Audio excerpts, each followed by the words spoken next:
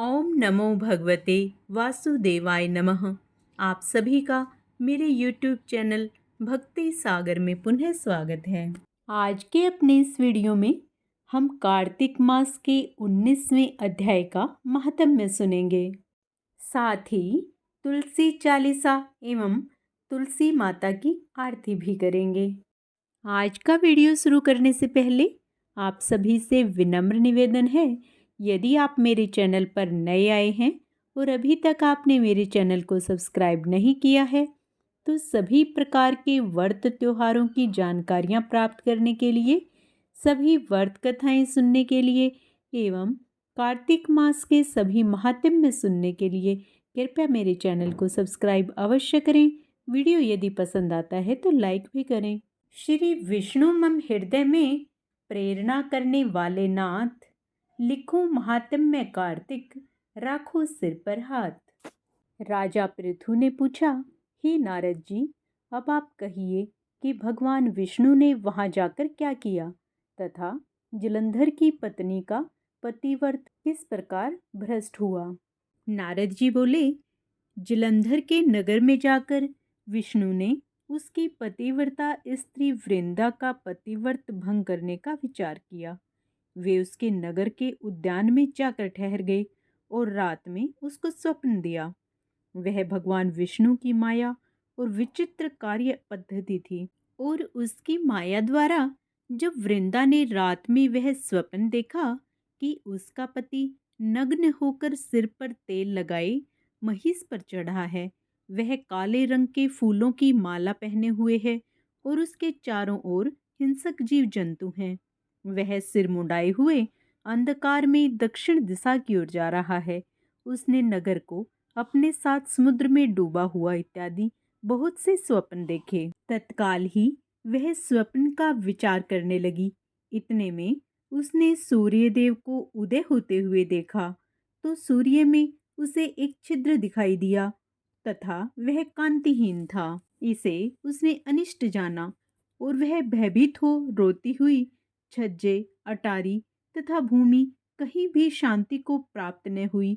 फिर अपनी दो सखियों के साथ उपवन में गई, वहां भी उसे शांति नहीं मिली।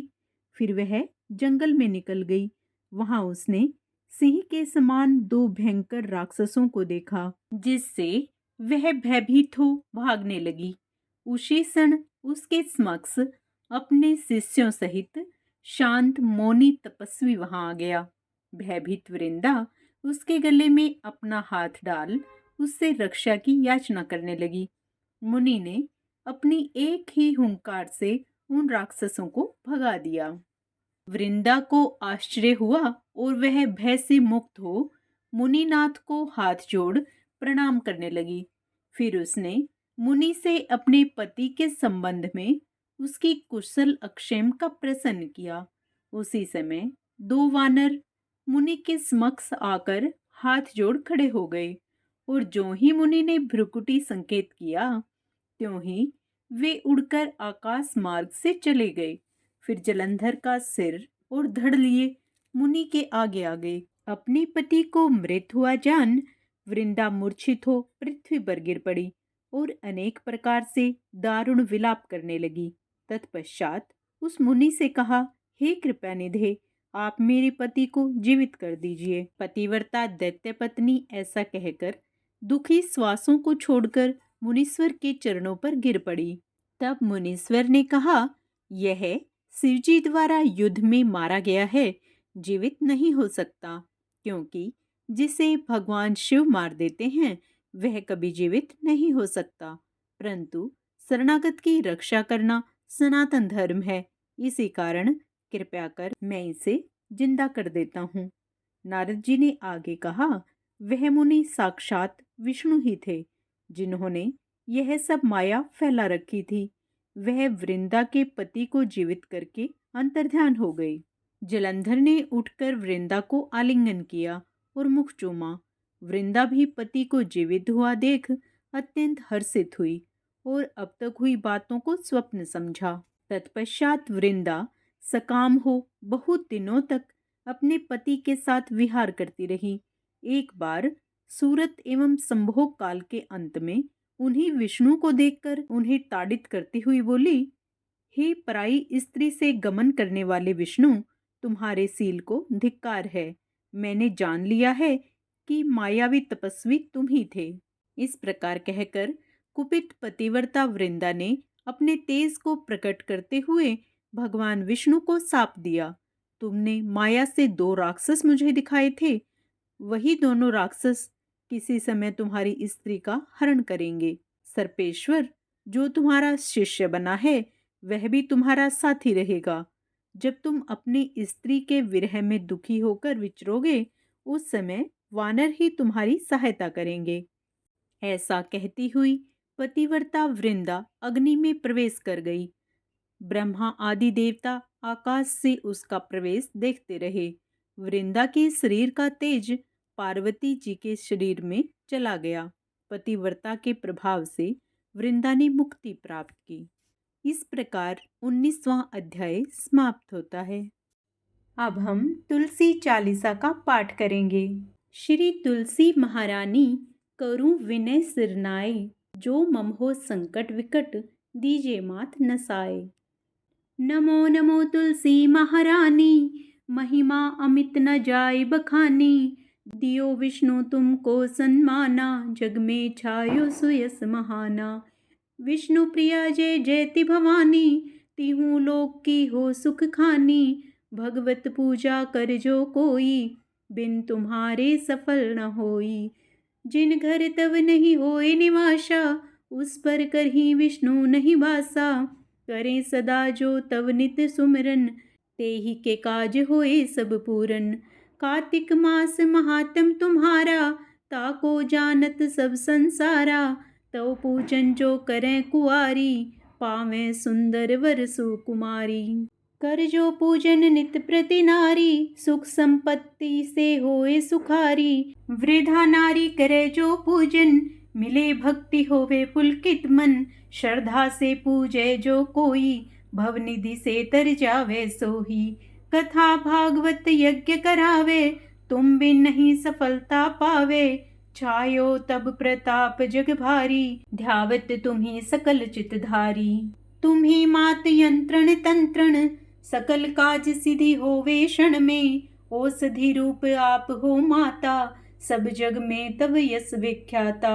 देव ऋषि मुनियो तपधारी, करत सदा तब जय जयकारी। वेद पुराणन तब यश गाया, महिमा अगम पार नहीं पाया। नमो नमो जय जय सुख कारिणी, नमो नमो जय दुख निवारिणी। नमो नमो सुख संपत्ति देनी, नमो नमो अघ काटन छेनी।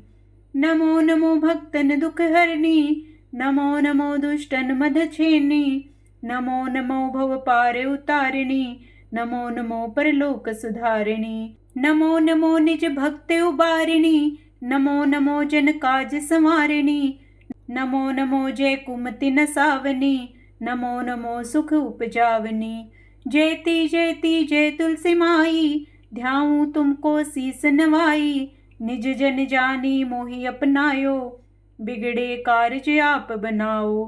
करूं विनय में मात तुम्हारी, पूर्ण आशा करूं हमारी। शरण चरण कर जोरी मनाऊं, निस दिन तेरे ही गुण गाऊं। करहूं मात यह अब मोह पर दाया, निर्मल होए सकल मन काया।